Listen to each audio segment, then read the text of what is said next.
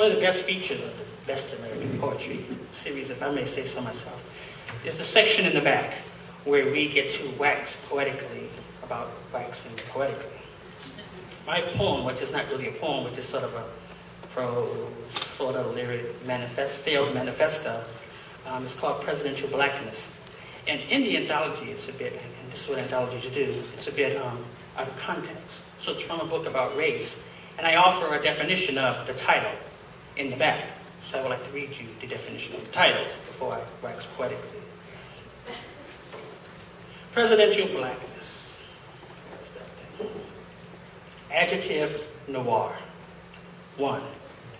Concerning the post of earned Negro power. 2. The mountain bottom top of colored credit. 3. Sermon, not sonnet. 4. Paul Robeson's congregational chest stuck out. 5. Superior, not equal. 6. Legislative negritude.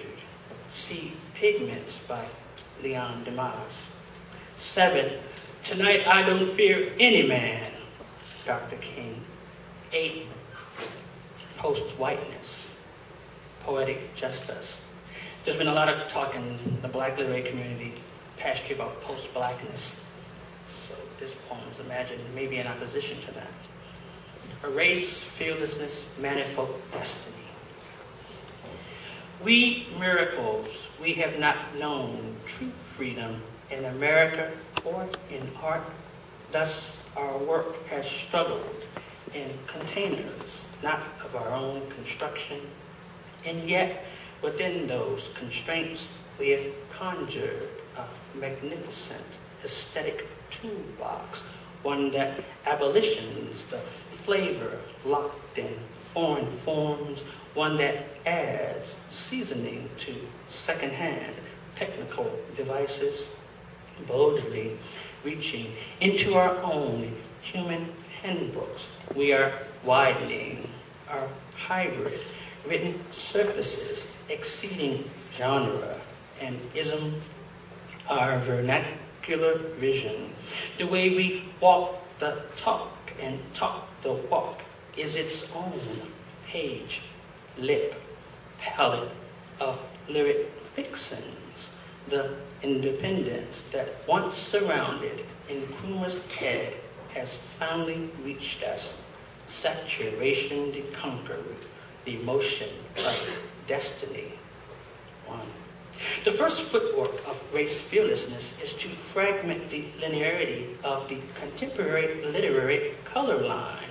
A black body trained in the tradition can express a complete thought in as many movements as it has limbs broken and healed.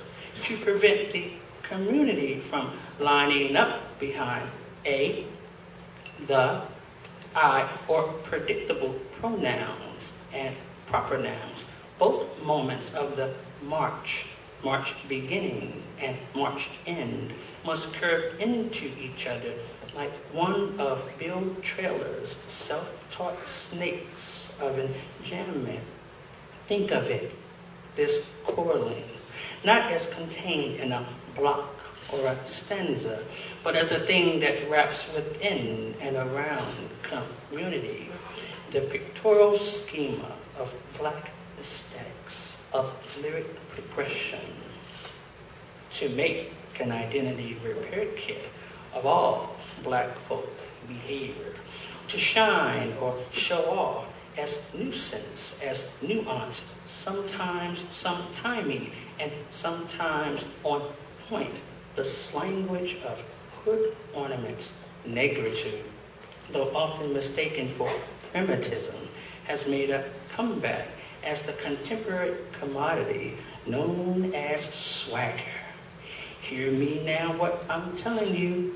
In addition to offering solidarity to brothers in prison, blue jeans worn hanging off the body also mean kiss my black ass.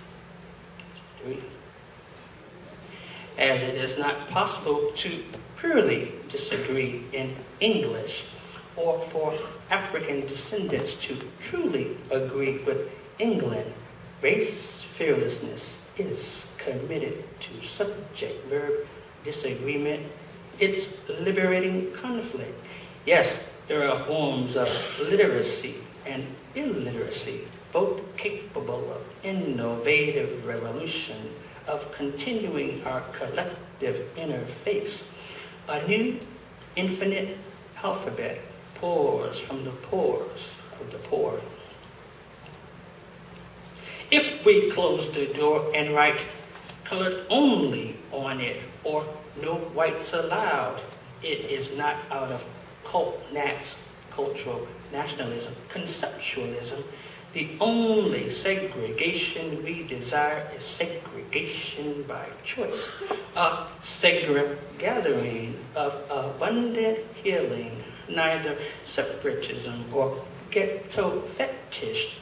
If we are successful, we will emerge from behind that door, capable of forgiving our former owners for cultivating more tokens than true allies of color. Our heroic run back and forth between invisibility and mask, north and south, and I and we has strengthened, though fragmented, our consciousness to bid ourselves a legacy of reference pride. We are worrying all illusions to Greek mythology, especially Persephone, back into their worn, believed, make-believe exiles, their bad, pale labors. It's time for a new passage, one minus the triangular, querulous trade of great-great-grand slaves, one that hangs a signifying sign. Our Negro Heroica is not one of renaissance or power or cutting edge or hype or post anything. We did not arrive after us, not after race, not after blackness, taught long ago to separate what white folks done to us from what we got to do for us. We are no longer hurt in the world. We're not hurt into art and are not above hurting those who continue to take advantage of the baby mother of civilization, Africa. We seek wholeness, not competition, completion, to be rejoined with our many-souled ourselves, equator belt of civilization. You are our breeding line, the vein of Ra. We seek a presidential blackness, ready to break the mouth of yestermorrow now. Next reader is Lynn Emanuel.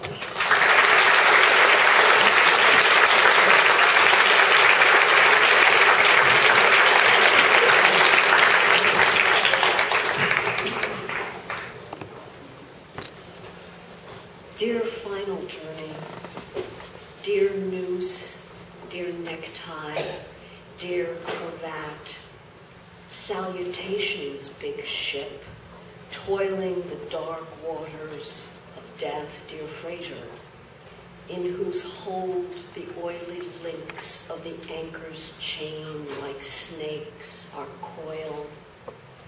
Dear oily waters, salve and balm, black disk of ocean across which, dark craft, you creak, loom, until your black gobbles the horizon up. Dear black firmament and earth, ditch of the kicked-in, world shut and over, mingy and dim, dear line, dear sinker, dear noose and hook, hello.